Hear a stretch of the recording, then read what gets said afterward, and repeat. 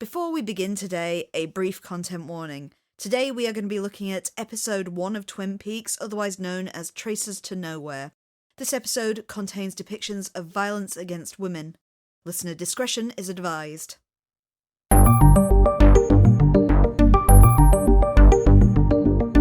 Hello and welcome to Things Getting Strange, a Twin Peaks rewatch podcast. I'm Nick. And I'm Kim.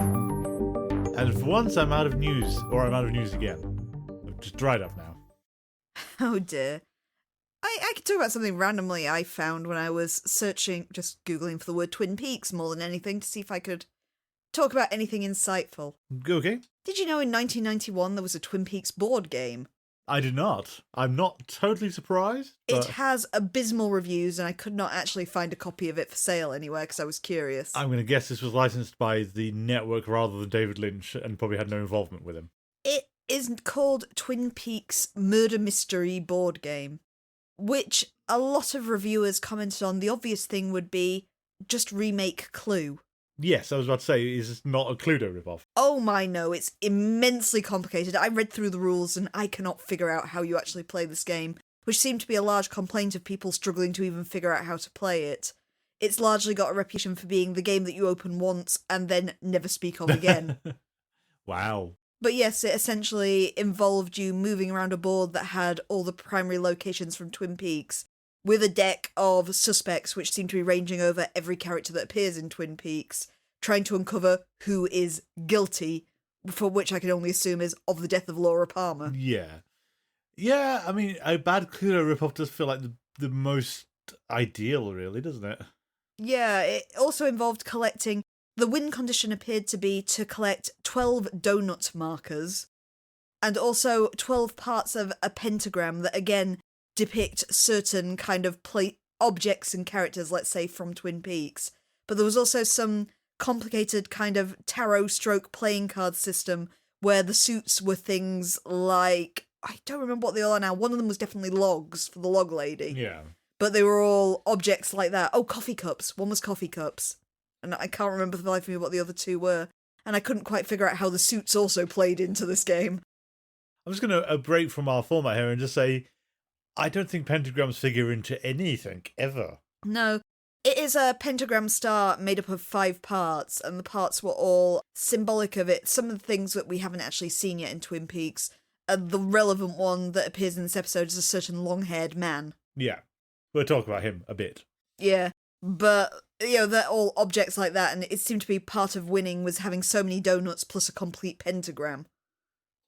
But I'm not sure also how that factored into determining who was guilty. Again, I feel that, you know, you could make a clue board quite easily with places like the diner and the Northwestern Hotel or something like that. Yes, it also strikes me that you could do it, these days you'd do it as like an add-on to something like Arkham Horror would be a Twin Peaks expansion for it. Yeah, that'd probably work as well. I mean, you have to muddy the details to ingratiate it into the Lovecraft universe, but you could probably do something with that. Yeah. It's a bit of a shame. If I could have actually found a copy, I would have suggested we played that and talked about it on air. But I just thought I'd mention it as a little curio since I cannot find one for the life of me. No, that's an interesting curio. Mm. I'm not totally surprised it exists, but it's still one of those, But then again, it's like there's never been a Twin Peaks video game. There's just lots of pretenders to it, but those we'll get to later. Yeah, of course. At some point. Okay, so we may as well shuffle along to the day after the pilot of Twin Peaks, which it is the next day, as far as I can tell.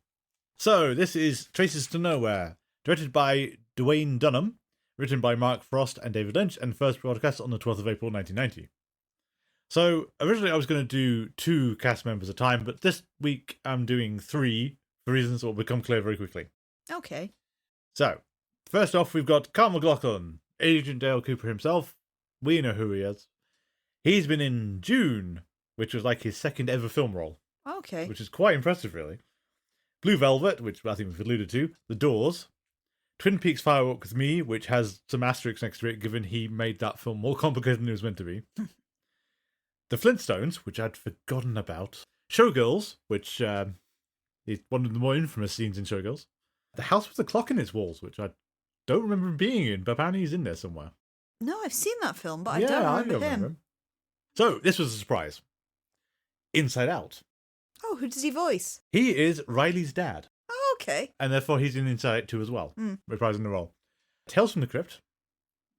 He was in, I didn't know it was a TV film, but it makes sense in the end, something called Roswell. Not Roswell the series. Oh, okay. This is Roswell. This is a fictional account of whoever the hell the military guy was who found the wreckage and was, the infamous photograph of him with the UFO wreckage. Holding it up, yeah. Carl McLachlan plays him in a dramatized version of events around the time. Okay, curious. Yeah, I saw that. I think it is reasonably good. It's one of those whole, their point is always the fact this was UFO wreckage and it was substituted for fake stuff for the photo shoot and all the rest of it. You know how it works. Mm. He was in Sex and the City quite a bit. He was in Futurama at some point. I think we haven't watched those episodes because I think it's the more recent stuff. Oh, I haven't watched the last couple of seasons. Gravity Falls, which you mentioned. Yep. This is one where I was sort of writing things down and thought, I need to specify which ones these are. Okay. Because he's in Fallout, but that's the TV series. And he's in Grand Theft Auto 3, and that's the video game. Okay. I'm trying to think where he was in the Fallout TV series. He's her father. Oh, of course he is, Who goes off to New Vegas at the end of... we haven't watched Series 2 yet, so don't say anything, anyone. But, yeah. He's the nominal villain of the piece at the moment. Definitely not the good guy. Not the good guy. So, yeah, Carl McLachlan done a lot of stuff with David Lynch. Okay, so I was going to do Michael Ontikian, but looking down his credits, there's only one thing that I've seen him in otherwise. Okay, what is it? Twin Peaks Fire Walk with Me. Oh, that makes sense. Every one of his scenes was deleted. Oh, really? Yes. Though, as I said, when we get to Fire Walk with Me, we're going to watch the film, and then we're going to watch the hour and a half of deleted scenes where his stuff shows up. Because that's what he is. They film stuff, because I can't remember if there's anything more, but they certainly they restaged the season 2 cliffhanger in Fire Walk with Me and then cut it out, which is a weird situation to be in. Curious. And that'll make sense when we get to it. So, the third build, and this was a surprise, is Majin Amick, who is Shelley Johnson. Okay. So she was also in Twin Peaks Fire Walk with Me. This is one of her earliest roles in anything. She's also in Star Trek The Next Generation. Okay. She was in Baywatch, the first ever episode of Baywatch. Okay. American Horror Story Hotel, which I do not remember her being in there at all, but she's in there somewhere. No, I don't remember her. And, of course, Riverdale being one of the more recent, high-profile ones. So, more cast people next week, and hopefully people will have more things to do. I know it varies, because some of it is the whole, they come from soaps or American TV series that we just don't know or care about, so who are we to highlight this? But would you like to tell us about the day after the death of... No, the day after the death of Laura Palmer? I will do so. I will try and keep this as succinct as possible, though I'm ad-libbing it a bit based on the Twin Peaks wiki. Wait, it was the next day, wasn't it? It was the next day, yes. Coop got there really fast. Really, really fast. So, as Nick said, it's the following day. Cooper wakes up having spent his first night at the Great Northern Hotel. He, after dictating a bit about his room and his initial experiences to Diane on his dictaphone, he heads down for breakfast, where he praises them for making a damn fine cup of coffee in one of Twin Peaks' most famous lines. He then meets Audrey Horne and has a kind of sultry conversation with her, very film noir, over the coffee. He asks her about her relationship with Laura Palmer, and she explains that Laura was the tutor for her brother Johnny, who is much older than Audrey, but has learning disabilities. After this, Cooper heads to the police station, where Dr. Hayward arrives to present Laura Palmer's autopsy results. Someone else actually performed the autopsy just because he couldn't bring himself to do it.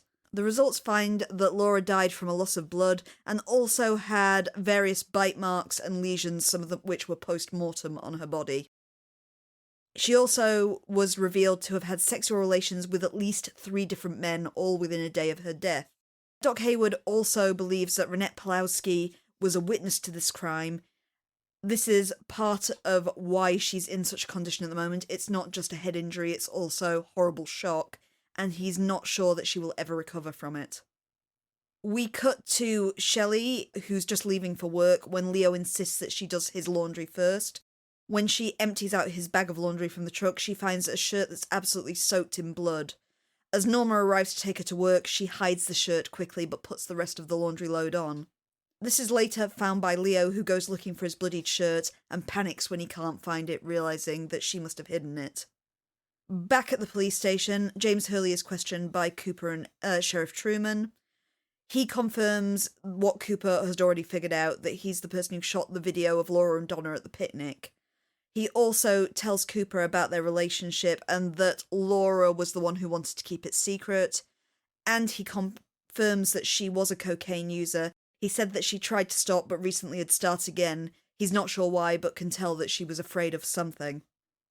Cooper shows him half of the heart necklace, the one found at the crime scene, and James claims he recognises it. However, he says he doesn't know who has the other half, and we as the viewer, of course, previously know that he was the person, but hid it and it has been subsequently stolen, because that's what we saw at the end of the last episode.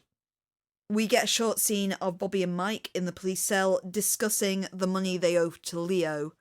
The remainder of the money they owe him, it's not stated why, but we can all jump to a conclusion from this, was in Laura's possession, and we as the viewer realise it was what was in the safety deposit box. Donna wakes up in her home. She speaks with her mother, asking why she wasn't woken up early.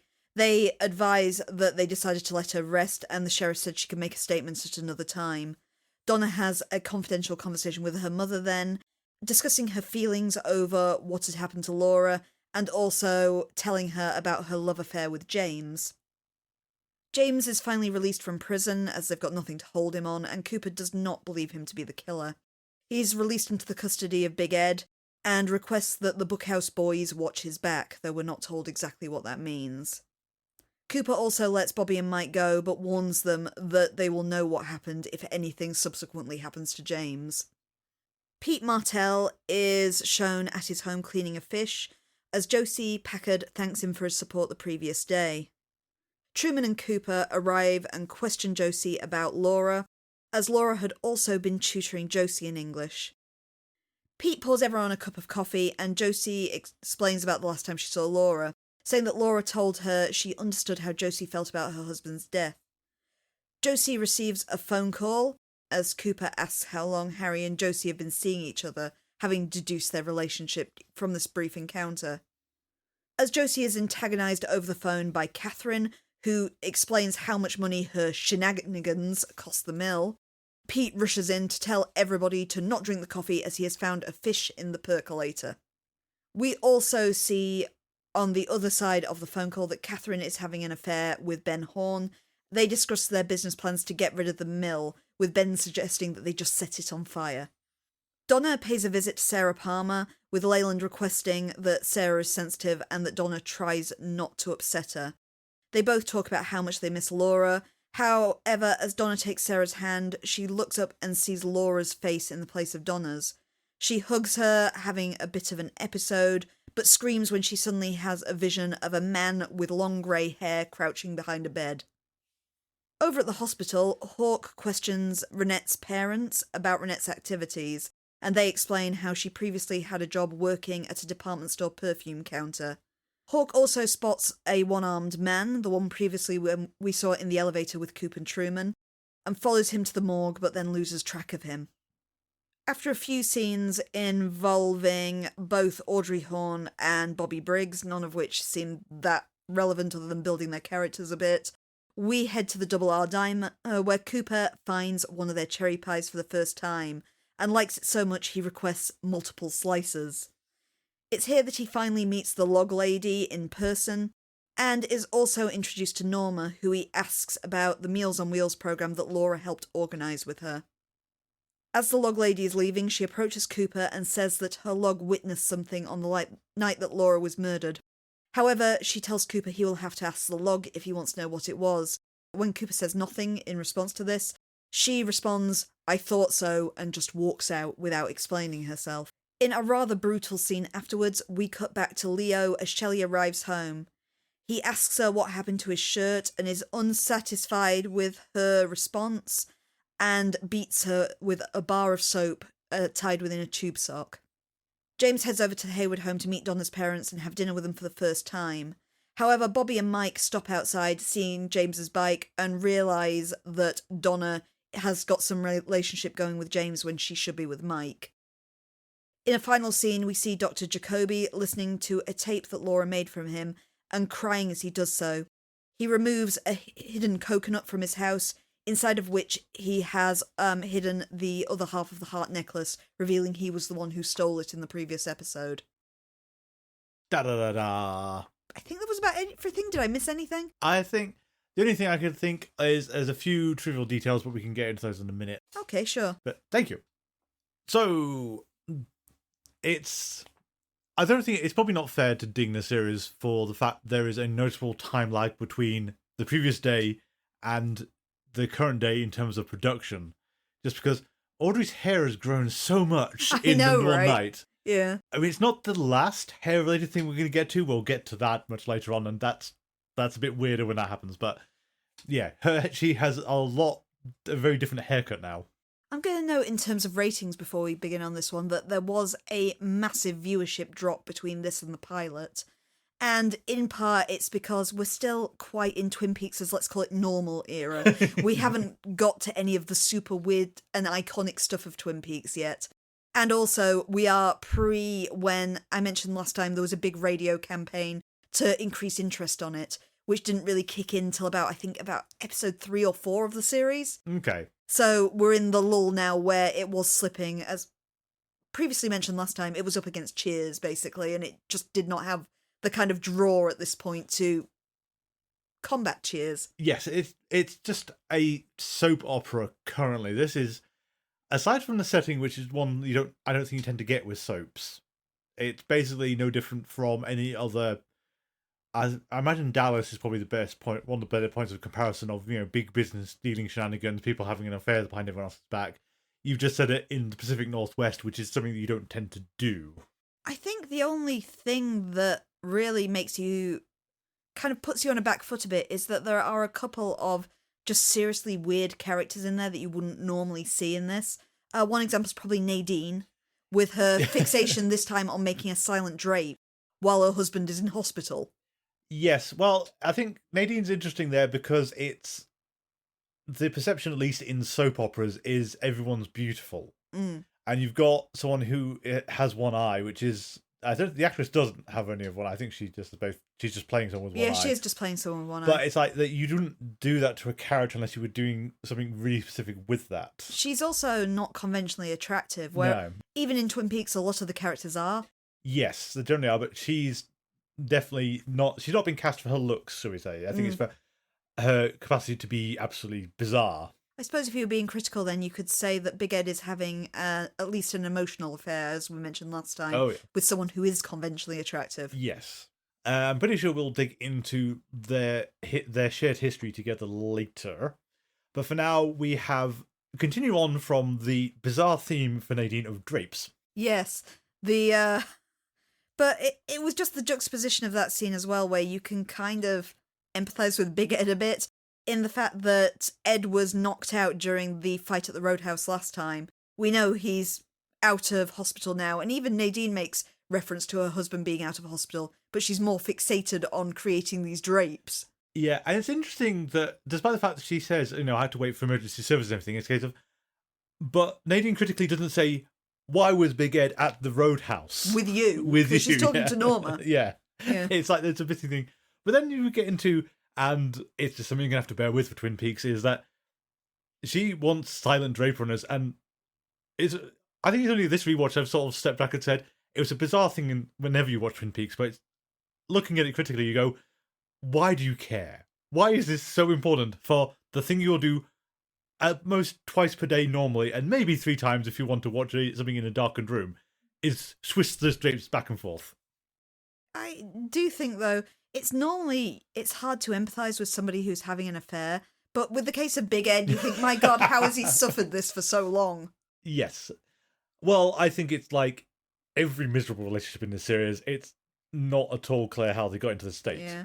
That reminds me of a comment someone made about Fawlty Towers of all things. Okay. Which is, someone couldn't understand how Basil Fawlty had wound up with Sybil. Mm.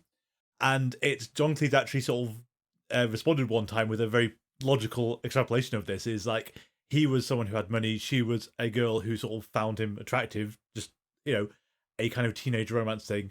and it's basically the long, slow distillation of their interpersonal relationship over time. I think the weird thing with Twin Peaks is none of these people are old enough that to have got to that stage. They're actually quite young. True. They're not that distant from high school. But I think it's also probably, and this feeds back into your point about the population density, is this is a small town. You don't have a lot of options unless you move away. So your high school relationship is actually likely to stick in a way that other people won't have. True. And so you're hopelessly incompatible with people who made sense in high school. That's a very good point, actually. And our other point of utter surreality, of course, is my favourite character in all of Twin Peaks, Yes. the Log Lady. The Log Lady. Whose log has something to say. And I think you mentioned last time that she did intros for one of the rebroadcasts. Yes, of course, it's not on the version that we're watching, but I think it was the repeat broadcast of it, the Log Lady did the intro to every episode. And in this one, she mentioned, let's see, I put it somewhere. I carry a log. Yes. Is it funny to you? It is not to me. Behind all things are reasons. Reasons can even explain the absurd. Which I feel also leads into this whole point in this episode of, be it whether you believe it's the log itself or the Log Lady, they know something about Laura Palmer. Yes. It's a bit odd that Cooper doesn't actually lean into that. It's like, no, wait, you know something? Yes, and well, I said we'll put a pin in that because I have a point to come back to on how he deals with the Log Lady in this episode versus later, but we'll get to that down the line.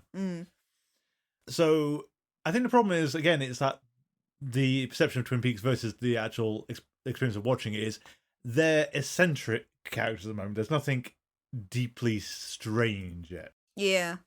Except Dale Cooper. So Dale Cooper, and I never thought of it in this way before. Dale Cooper has, in a really narrow span of time, as I said, that he got up to Twin Peaks very fast. Packed his car, drove up to Twin Peaks to investigate the murder of Laura Palmer because it connects to Teresa Banks, who was murdered the previous year in circumstances that we'll get to eventually. Far away from Twin Peaks. Far away from Twin Peaks, and there should be no connection between them, yet there is. And it's not entirely clear at all yet what Coop is keying off of for the significance of the two of them, other than he finds the letter on Laura, but he doesn't know about that in advance. So whatever the connection he thinks is there is something else about the crime, which we don't know about. Anyway, Cooper has driven up to Twin Peaks, and he's got a room in a motel. He brought with him those boots for hanging upside down. They're just part of his luggage. Don't you carry yours everywhere with you?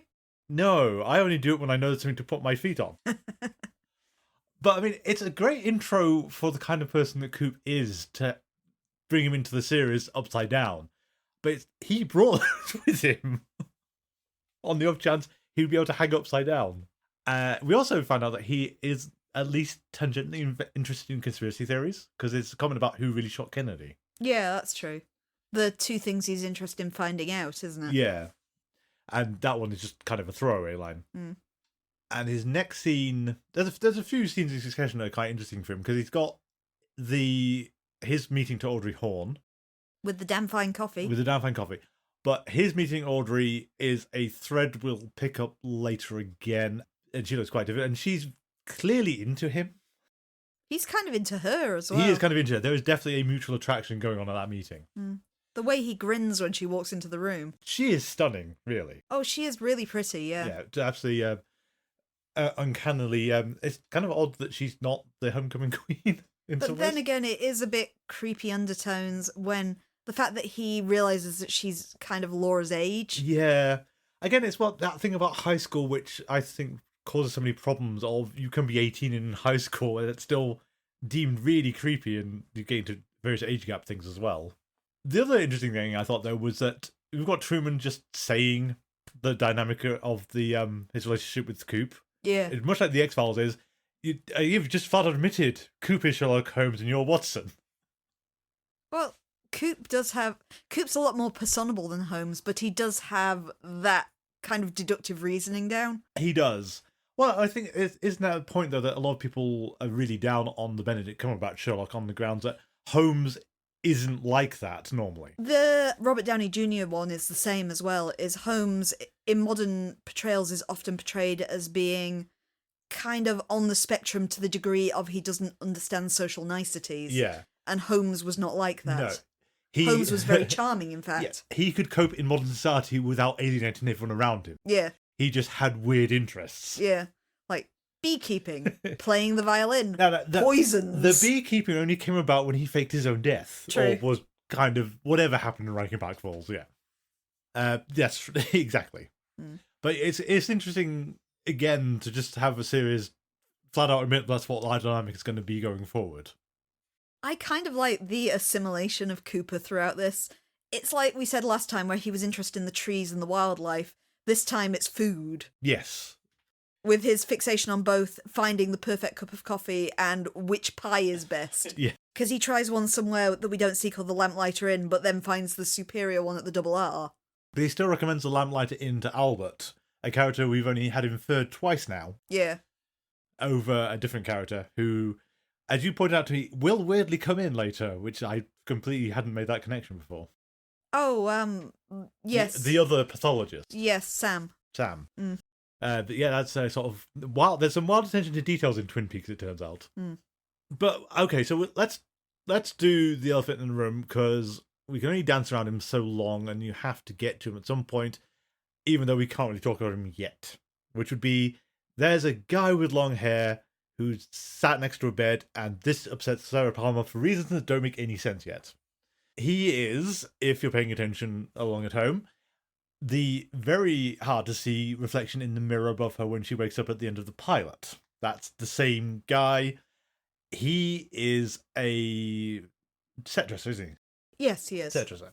We'll get to him later because we actually do have to tangle with him in a different way, but he was never, well, he wasn't meant to be on set when he was reflected in the mirror, but he was meant to be on set on that shot of the bed, let's say. Yeah, I think because of that blink and you miss it bit in the mirror that they didn't cut out, you can infer that she's screaming because she's recalling the vision. Yes, even though the editing doesn't really support that at all. And the story behind him goes, I don't think we discussed this last time. We didn't, because the scene wasn't there. Yeah, they recorded that scene in which he's accidentally caught in the mirror. And when David Lynch watched it back, he liked that accidental goof so much, he decided to write this character into the story. So the character, to make it easier to... his character name is Bob. And Bob, it will be more significant later on, but this is our first proper look at him. Yes. And we don't know why Sarah Palmer's seeing him or what that context is, but we'll get to that because it's gonna... It shakes up pretty quickly. I do like the fact that his inclusion was just a happy accident like that, though. It's kind of nice. Yes, and it also does, because I found a quote from, I can't remember if it was Mark Frost or David Lynch, saying they always knew who Laura Palmer's killer was from the start. And it kind of flies in the face of so much to sort of say you knew who it was, but because the pilot doesn't support that, and that kind of accident does not support it at all. That has to have changed while you were making it. None of this was pre-planned. But I think the original point, so yeah, we're aware of that, and we can't talk about him yet. We just know that there's something weird going on. The context of that vision isn't clear at all. And the other problem is that we're still in a very soap opera phase, I think we've already said, and we're still there. But I think one of the weird things this episode does is it teases that the answers are going to come faster than you think they are, because we've resolved the gold necklace thing already, which is a surprise for episode 2. To be fair, we've resolved it as the audience. Yeah. The important players don't know, Coop and Truman. But we don't know what... We've got a lot of questions there. We know who dug it up, which was the big mystery.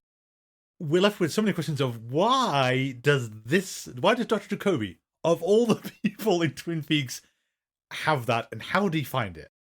We're still no closer to finding out what happened to Renette and Laura, connecting that thread to what happened in that train car in the woods. Yes, but Leo looks increasingly dubious. Well, given he's come back early from his, whatever the hell he's transporting, lorry trip. I don't think we ever find out what he actually is trafficking, but he's certainly he's a truck driver. But basically. Either way, he's come back way earlier than expected when he should have been substantially far away, with a shirt that's absolutely soaked in blood, just after one girl has turned up dead, having lost lots of blood. Yep. And another is critically ill in hospital. And the fact that he doesn't seem to be concerned about Laura Palmer at all, because he sort of got angry at Shelley last time for watching the news coverage. And he doesn't even seem to prefer that this could be misconstrued. He's acting like that's a screaming bit of evidence he needs to get rid of. It should be noted as well, I looked up, as I did previously when we watched The X-Files, the critical reception at the time. The biggest problem people had was Leo, Okay. it turned out, and it's much like we said last time, is they don't think he's scary enough. No, he does exude threat, but he's not actually very good at it. His actions are scary, like the bit where you just see him putting the soap in the sock and you realise what's coming is terrifying. It's actually, from what memory, it's one of the nastiest scenes in Twin Peaks, just that, and the implication of what's coming next. Yes, and for anyone who's a bit mystified, Full Metal Jacket has a more graphic depiction of what's about to, how it goes down. But at the same time, he's kind of small, he's scrawny, he's not physically imposing, he doesn't really have the voice down either. He's not, on the paper, a very intimidating character. Well, we can get back to that as well, because we sort of observed that, again, you can't look at Bobby and James and go, you two are horribly miscast. You are not a linebacker and you are not a biker. Yeah, I do feel they should be possibly the other way round. But I think even then you'd struggle to get them to actually look right. But at the same time, I really like Bobby. I think Bobby does a tremendous job. He's one of the best actors in the series, I think. Yeah, he didn't have the physique, but he is incredible to watch. Just being someone who's about to lose their mind at every moment. Yeah. He's barely holding on to anything. But he's more a kind of delinquent character than he is the high school quarterback. Yeah, so he really should be the biker. Yeah. And again, he doesn't have the physique. Quarterbacks are meant to be like fridges, aren't they? I've got to imagine, because American football is such a physical sport that they're big, I don't actually know. Well, Can you be a small quarterback? I don't think so, because I think you're like the one they depend on, aren't you? Yeah, I don't know much about American football, but I'm sure someone has a nickname of fridge or something in American football, so I'm envisioning that kind of. The quarterback's certainly the glory position, because Yeah. I'm basing this on American team movies, the quarterback's always the one that dates the head cheerleader and stuff. Yes, and on that note, we'll offer a correction for last time, because we said Laura Palmer was the prom queen. She's not, she's the homecoming queen. Question, what's Homecoming? So, as far as I'm aware, and I'm not going to look it up because I hate sports at the best of time, and American sports are even more tedious. Unless it's basketball, but you don't get that very often. As far as I can tell, it's the homecoming queen is for some event when your sports team comes back victorious. Okay. So I think it's the quarterback with the head cheerleader or the quarterback with the homecoming queen. The prom queen is, because I think this is like halfway through the year and the prom is meant to be the end of the year, just before graduation kind of thing. Prom's Carrie. Yeah, prom is Carrie. Yeah. So homecoming queen is something I don't think you see as often because I'm guessing it's because it doesn't apply if your team hasn't won kind of thing, where everyone gets a prom, I think is how the distinction works. Oh, okay. So if your sports ball team are the losers, there wouldn't be a homecoming. As far as I understand it, yes. Right, okay. I mean, if anyone wants to correct Nick if this isn't correct, fine. Do let me know. I'm actually curious. Yeah. We don't have this in the UK. And we could Google it, but it doesn't matter. Yeah. The point is, though, it's not that differentiation from the prom queen. It's like the same point we made last time is, to some people, this is the peak of their lives, and for other people, this is a meaningless blip that you'll forget very quickly afterwards. Okay. So, like the prom, is it another position that they'd vote for who the homecoming queen is? I would guess so, but don't quote me on that one either. Again, I know how proms work because of Carrie. This isn't really something we do in the UK. No, not at all. But Laura Palmer is... I'm thinking of Sadako from Ring all of a sudden. Okay. Ringu. Yeah, we're going for the Japanese one, not Tamara. We're talking Sadako here, and it's going to specifically be Ring Zero. Okay, that's the one that was the adaptation of Birthday, wasn't it? Yes. So one of the points in Ring Zero, at least, is that Sadako, far from being a malevolent force her entire life, kind of exists as two people. There's her good side and there's her bad side. Mm. And ultimately, the good side doesn't survive because that's how the cursed videotape works in the present and all the rest of it. And there's a sense of that with Laura Palmer in the fact that this episode kind of reinforces both sides of her. Like, she's kind of saint-like, but she's also using cocaine and cheating on multiple people. That's like the side of her no one knows, though, because it's part of the ugliness of her death is that this is being uncovered. Because as we previously saw in the last episode where everyone cried for 30 minutes of footage, the general view of Laura Palmer is she's a saint, she's a loved member of the community, she did all these good things like the Meals on Wheels program and the home tutoring. Yeah. And that's what the majority know her as. And this, like, the cocaine use and whatever the hell she's done that's got her into that train car out in the woods, this is the dark side that hardly anyone knows about. Exactly. Though, I think there's an interesting bridge there, which I don't know if it's intentional or not, of, I was thinking, she can't do all this normally, or don't have the time or energy to do all this.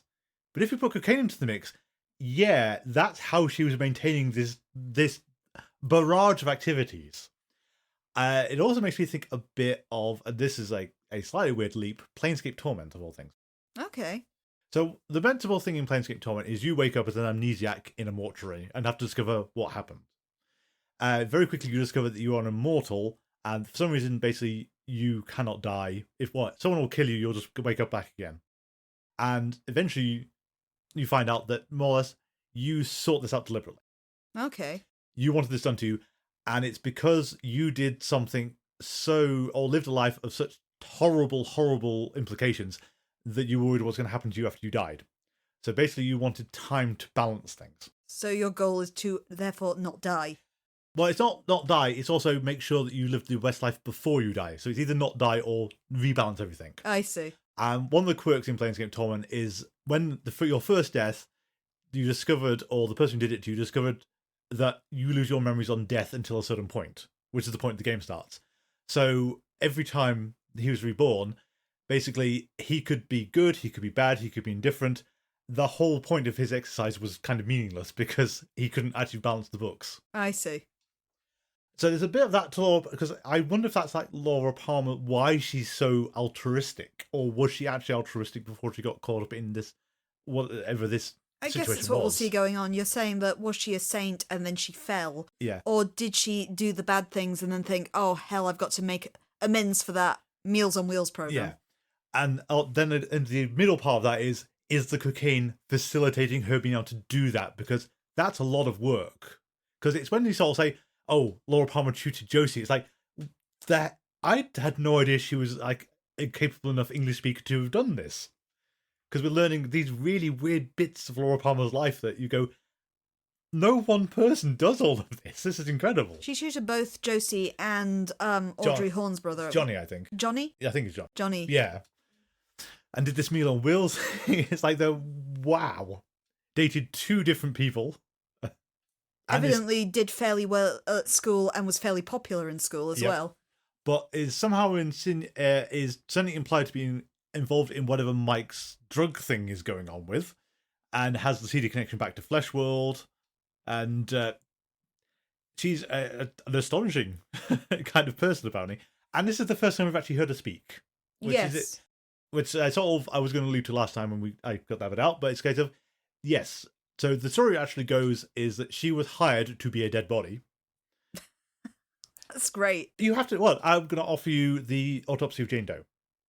Yeah. She was hired to be a dead body, and True. she did not move an entire time. Well, eventually. I don't know, she didn't even know. You never saw her move. You never saw her move. Never saw her move.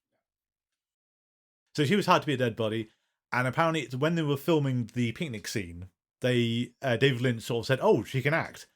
And then they started writing her into episodes for flashbacks. So we've got the first one here, and we've actually seen and heard what Laura Palmer looked like pre-death. I'd love to see the casting call for One Beautiful Corpse. I think it's one of these things where it probably happens more often than you'd think, but it's also going to pay terribly because you're not on screen for very long at all and don't get to demonstrate anything. No, true. But I imagine it's more often than you think it is. Interestingly, there was also a corpse credit this time as well, and our celebrity corpse of the week is Craig McLaughlin, who's Carl McLaughlin's brother. Who is the body? Okay, I was gonna say, I don't remember dead body in this one. I don't know where the body is in this one. Wow, okay. It is on the credits, however, so if he didn't appear this time, there's something screwy going on there. IMDb apparently have got it wrong before now, some of the weird details like that. Oh well, if we spot a male corpse anywhere, bear in mind it might be Craig McLaughlin. Well, because Hulk doesn't follow the one-armed man down into the morgue, it's just he's going to their oxygen storage, take your bet. There were people, though, in the other beds in the hospital, so it could be possible it was in there and I just didn't notice. I suppose so, it could be. In the scene with the Pulaskis. Yes. Yeah. Who I never remembered seeing more than once, and I'm not going to bet on them being in it much more. Okay, so there is I think, a touch of retcon in this episode, but I think they're planning something with it. Okay. I don't know. It's the whole thing about Big Ed being, like, punched out immediately in the roadhouse. That seems to have been I don't know, either a mistake or someone reconsidered the decision, because now he felt a bit lightheaded and his drink was possibly spiked by someone called Jacques Renault, who we don't know who that is, but they apparently bartend at the Roadhouse, and everyone seems to know who he is, which is peculiar. Especially as, at least knowingly, he hasn't appeared. I guess No. unless he's the one-armed man, is the only other unnamed character we've seen, really, at this point. Yeah, I think Hawk might have said, "Oh, yeah, that guy was hanging around." Oh, I happened to see Jock Renault the he other was day. hanging around the hospital for some reason. Or Truman might have said when they first saw him, it's like, "Oh, or hi, Jacques," or something. I can't picture who was tending the bar in the first episode either. I If don't we think saw you can him, even see it. Mm. It's a lot of them are. It's all like master shots in the Roadhouse, though. But as you said in the synopsis, we have the Bookhouse Boys have been mentioned, and I think this has got to be a kind of David Lynch-ism of, we're just going to tell you things, and you're going to have to pay attention or wait if you want to have explained what on earth any of these things mean. So I think one of the things we're going to have to do is teen romance, and I know no one wants to get into this. well, teenagers probably do. Teenagers possibly do, but we're not here for teen romance, are we? And at the same time, I'm not sure how much of the viewership would have been in for teen romance. It's not a teen series. No, I mean, it's very much an adult thing that the teens probably still watch, because that's how teens work. But we have to talk a little bit about Donna and James, who their friend is barely cold on the slab, and they're already making their plans. Next day. A lot happened in one day in Twin Peaks when you look back on it, isn't it? So, Yeah. Wow. I do wonder about that as well. It's like, it's possible. It's possible that the editing is just skewy, and that scene with Truman and Josie was meant to be earlier. Yeah. I think it's possibly a mistake for it to be where it was, because it doesn't make a lot of sense. Especially as Truman seems remarkably well rested when Coop comes into the station in the morning. But yeah, so Laura's barely been dead for any length of time, and now James and Donna are in love with each other, and he's meeting the parents. And Doc Hayward, and I'm sorry I haven't caught her name yet, but wife of Doc Hayward, are oddly okay with this. Yeah, I was. It's like we watch the Donna scenes, and it's there.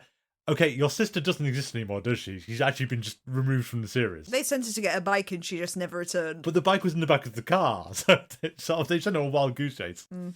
The other is, I've never seen a teen get away that good an outcome after sneaking out at night. I mean, usually there's some comeuppance, even if your father says you did it for the right reason. We still have to ground you though. It's like D&D, she rolled really high on charisma, apparently. Yeah, with barely saying a thing. Yeah, Doc Hayward is remarkably forgiving. I do think that was interesting, though, as you mentioned, the autopsy. Mm. And he does explicitly say he delivered Laura, he couldn't do the autopsy. And that's such a small town thing that doesn't work if you've got the 51,000 population. No. I think we're going to harangue on this for the entire length of the series, is that the population number is so wrong. I guess you've also got the argument there of not only did he deliver her, but he's been involved in her whole life because Donna's her best friend. Yes. And also was there when the body was found, because he has to be, because he's the major doctor. But it's such a interesting detail to put in there, and how awkward he was looking at the autopsy reports and what it was actually presenting about Laura. It's like, the image of her has been shattered in his mind. It must be the worst possible thing, though, because it's been indicated that he loved Laura like his own daughter, because of the position he was in, and the fact that them finding out that she's been found possibly with drugs in the system. They haven't got the tox screen back yet, but definitely having slept with multiple men within a day and not knowing if that was consensual or not. Yeah. It would be emotionally crippling. I mean, it's even if it's consensual, it's the late 80s, mid 90s wholesome family thing. This is very much not that. Especially as she's 18 at the absolute oldest. I'm gonna say, in order to make things less creepy when we get to it, she has to be 18, because otherwise it's gonna be real awkward watching something else. We'll maintain, I don't think it's specified anywhere, we're gonna maintain she's 18, probably about to graduate high school. Let's just assert that. I'm going to Google it. Google it. 17. Oh, fuck. So yeah, I'm pretty sure age of consent in America is 18 in most states. Yes, I think it's one of these, it varies by state. I know it's always one of those things that's weird when you look at particularly young adult fiction between America and the UK, because our age of consent is 16. Yes. Which means that often you find when things are localised over to America, they have to age everyone up to make it remain legal. Yes. Well, I was just going to say, it reminded me a bit of the anime trick, which is that they just bump the ages to 18, absolutely irrespective of anything. Yeah. As a case of, this is clearly a high school. No, it's university. No more further questions.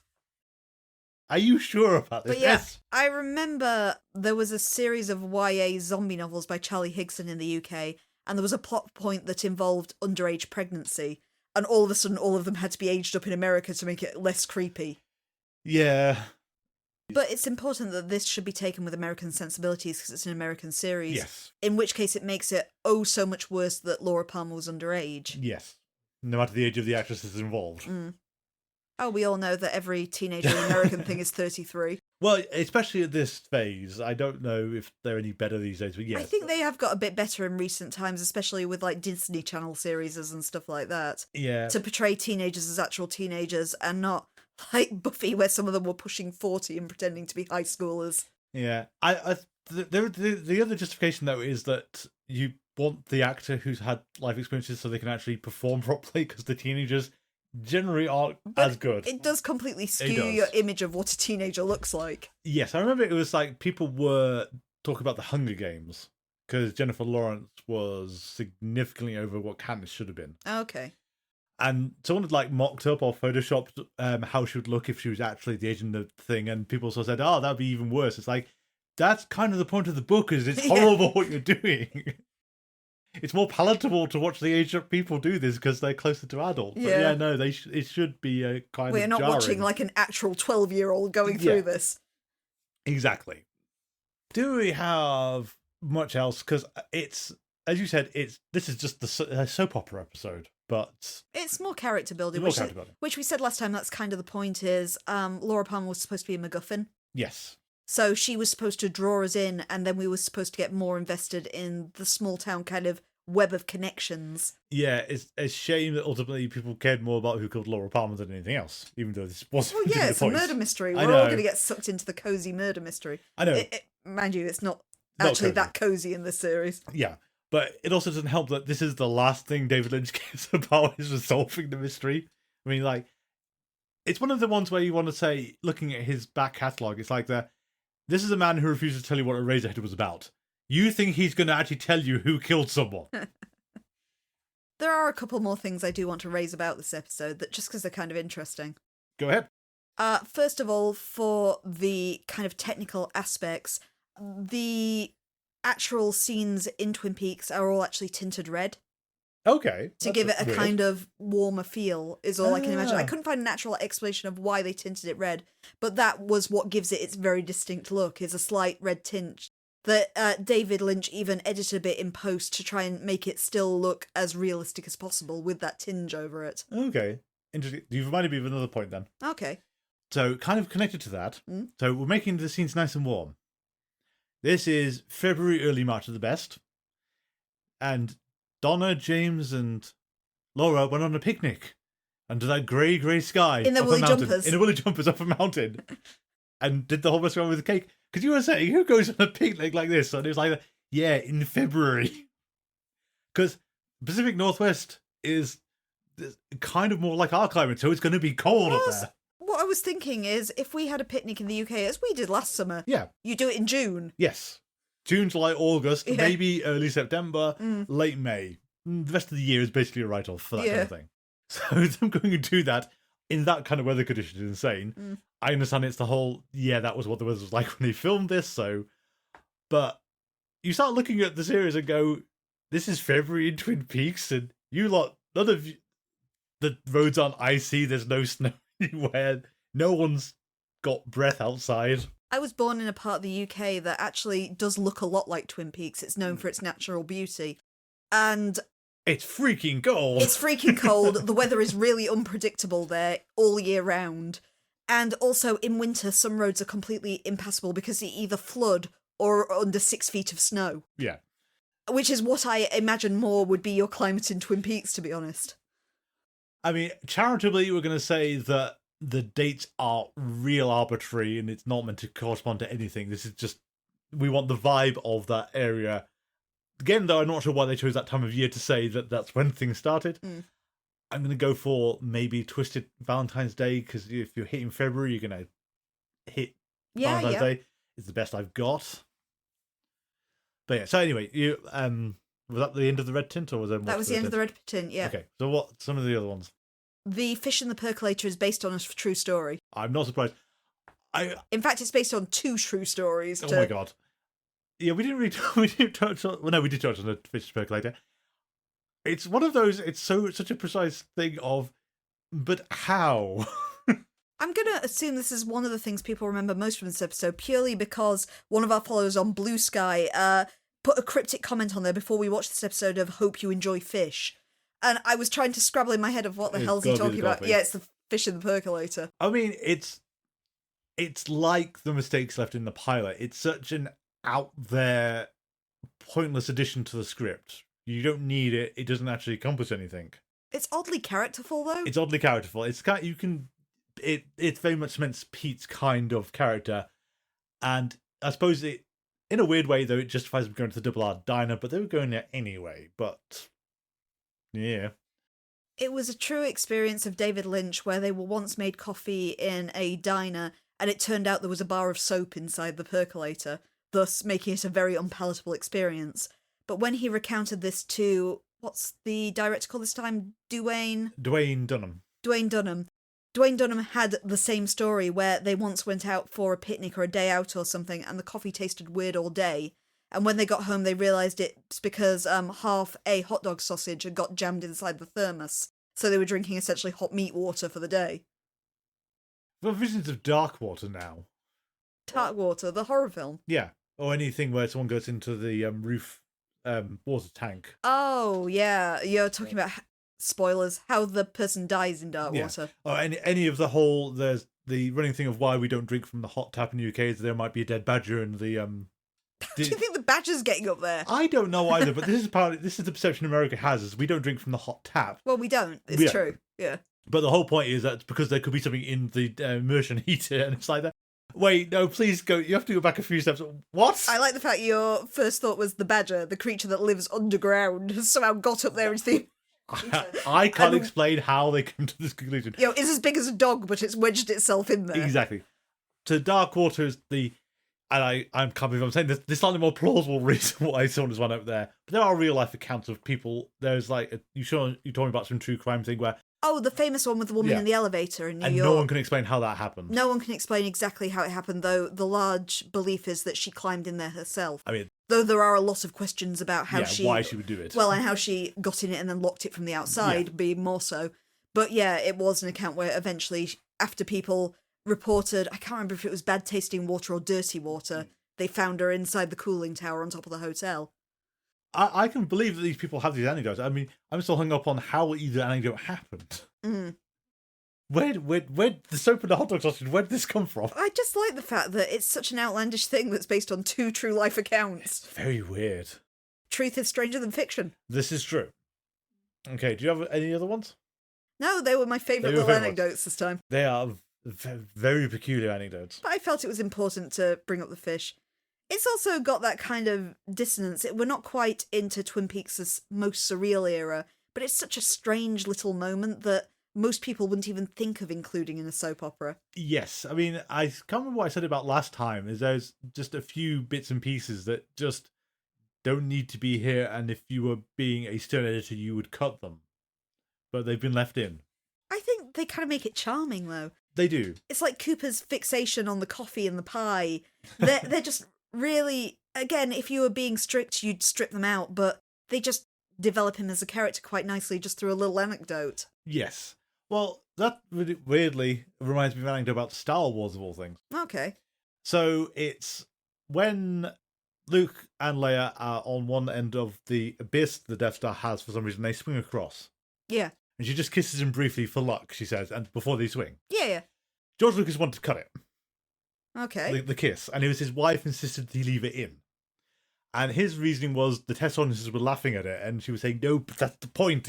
It's a cute moment. It's kind of a... people like it. All the rest of it. And he wanted to be rid of it. And yeah, it's the kind of thing where it depends where you are. You might not understand the appeal of a small moment like that. So like Cooper liking the coffee and the pie. Although I think this is David Lynch was hungry. Maybe. That pie looks so flipping good. It does. But then you know how TV and film do food. And Yeah, it's probably is 99% mashed potato. Exactly. Because it always is. Hmm. It's the intricacy of David Lynch more than anything else. Because we have to pay attention to this, like how mundane or how conventional this is going to get when he's not around anymore, because he will depart and then come back, depart and then come back again. Yeah. But it's presumably just to redirect Twin Peaks into the direction he wants it, and then sort of comes back and say, no, over there. So our next episode will be the second or third episode, depending on what we're calling the pilot. But it's called Zen, or the Skill to Catch a Killer. If you'd like to get hold of us, our email address is thingsgettingstrained42@gmail.com. Or you can find us on social media, and please do hook me up if you have anything you'd like us to promote at the start of the show. Be it Twin Peaks related, X-Files, or Garth Marenghi, they're the things we've covered so far. So you can find us on Twitter and Tumblr. Oh, well, you can't. So you can find us on Blue Sky and Tumblr at GetStrange42, and on Facebook by searching for Things Are Getting Strange, a Twin Peaks rewatch podcast. Additionally, if you're not sick of my voice right now, I also stream live on Twitch under the name AdverseCamber42, Mondays and Wednesdays at 8 PM GMT and Saturdays at 5 PM GMT. At the moment, I'm playing Black Myth Wukong and Slay the Princess the Pristine Cut, both on PlayStation 5, and The Wolf Among Us on Steam. Our theme music is Envision by Kevin MacLeod. You can find it on incompetech.com, licensed under the Creative Commons by Attribution 3.0. Thank you all for listening, and until next time, please remember... There was a fish in the percolator.